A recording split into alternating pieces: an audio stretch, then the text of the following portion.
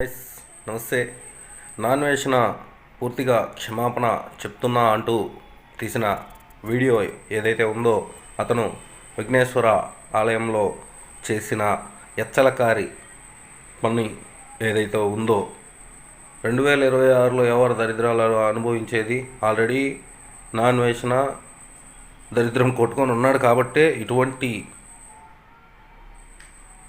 మాటలు ఇటువంటి చేష్టలు అన్నీ చేస్తూ ఈ రోజున ఇలా విమర్శల మధ్యలో ఉన్నాడు. అదేవిధంగా చూసుకున్నట్లయితే ఆల్రెడీ కష్ట క్లిష్ట దరిద్రాలు అనుభవిస్తున్నది నా అన్వేషణే. సో ఎవరు ఇతని మాటలు పట్టించుకోవాల్సిన అవసరం లేదు. నువ్వు ఎవరెవరి గురించి మాట్లాడావో ముందు ఒళ్ళు దగ్గర పెట్టుకొని మాట్లాడితే బాగుంటుంది. జై శ్రీరామ్.